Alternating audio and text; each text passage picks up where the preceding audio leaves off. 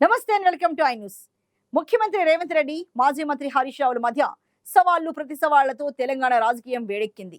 Congress party ఇచ్చిన హామీలను అమలు చేయడానికి ఆగస్టు 15వ తేదీని ఇద్దరు టార్గెట్ గా నిర్ణయించుకోవడంతో ఈసారి 15 ఆగస్టు హాట్ గా మారే అవకాశం ఉంది. హామీలను అమలు చేసి బీఆర్ఎస్ పార్టీని కాంగ్రెస్ ప్రభుత్వం డిఫెన్స్ లో పడేస్తుందా, ఇచ్చిన మాట నిలబెట్టుకోకుండా కాంగ్రెస్ డిఫెన్స్ లో పడుతుందా అనేది ఇప్పుడు తెలంగాణలో ఆసక్తికరంగా మారింది.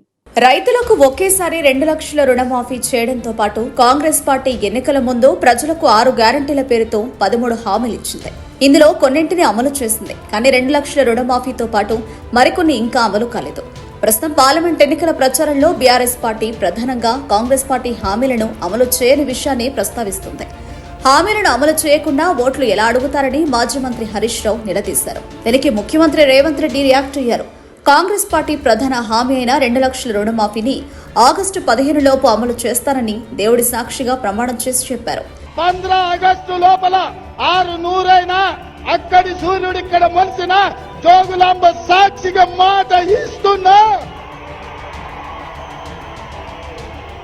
జోగులాంబ సాక్షిగా మాట ఇస్తున్నా.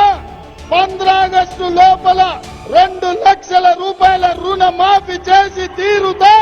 డిసెంబర్ 9 నాడే రుణమాఫీ చేస్తానని మాటిచ్చి తప్పారని, ఇప్పుడు మాత్రం రేవంత్ మాట ఎలా నమ్మాలని హరీష్ ఎదురుదాడి చేశారు. ఆగస్టు 15 లోపు రుణమాఫీ చేయకుంటే రాజీనామా చేస్తారా అని రేవంత్ ను నిలదీశారు. నేను అడుగుతా ఉన్నా, ఏకకాలములో ఆగస్టు 15వ తేదీ నాడు ఈ 39,000 కోట్ల రుణమాఫీ నువ్వు చెయ్యకపోతే నీ పదవికి రాజీనామా చేయడానికి నువ్వు సిద్ధంగా ఉన్నావా అని నేను అడుగుతా ఉన్నా. దేవుణ్ణి వాడుకోవడం కాదు. నువ్వు 100 రోజులు ఎందుకు చేయలే? ఆ రోజు డిసెంబర్ 9వ తారీఖే చేస్తా అని చెప్పినావు కదా. దీంతో రేవంత్ ఘాటైన సవాల్ విసిరారు. ఆగస్టు 15 లోపు 2 లక్షల రుణమాఫీ చేస్తే బీఆర్ఎస్ పార్టీని రద్దు చేసుకుంటారా అని హరీష్ ను ప్రశ్నించారు. దీనికి హరీష్ రావు కూడా అంతే ఘాటుగా స్పందించారు. రుణమాఫీతో పాటు ఎన్నికల సందర్భంగా ఇచ్చిన హామీలన్నింటినీ అమలు చేస్తే తన ఎమ్మెల్యే పదవికి రాజీనామా చేస్తానని ప్రకటించారు. నేను రాష్ట్ర మంత్రి పదవికి రాజీనామా చేసిన, తెలంగాణ కోసం కేసీఆర్ నాయకత్వంలో 2 సార్లు ఎమ్మెల్యేకి రాజీనామా చేసిన. మాకు త్యాగాలు కొత్త కాదు. తెలంగాణ ప్రజలకు మేలైందంటే అంతకంటే సంతోషం మాకు ఇంకోట్లేదు.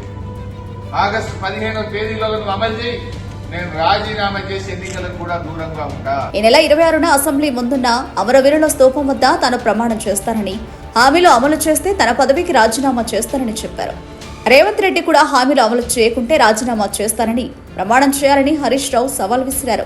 దీంతో ఇప్పుడు బాల్ కాంగ్రెస్ కోర్టులో పడింది. రుణమాఫీతో ఇతర హామీలను గడువులోగా అమలు చేస్తారా లేదా అన్నది ఇప్పుడు తెలంగాణ రాజకీయాల్లో ఆసక్తికరంగా మారింది. కాంగ్రెస్ పార్టీ హామీలు అమలు చేస్తే హరీష్ రావు రాజీనామా చేయాల్సి వస్తుంది. ఒకవేళ హామీలు అమలు చేయకుంటే బీఆర్ఎస్ పార్టీకి రాజకీయ అస్త్రం దొరుకుతుంది. ఈ సవాల్ ప్రతి సవాల్ రాజకీయంగా ఎవరికి లాభం చేస్తుంది, ఎవరికి నష్టం చేస్తుంది అనేది ఇప్పుడు చర్చనీయాంశంగా మారింది.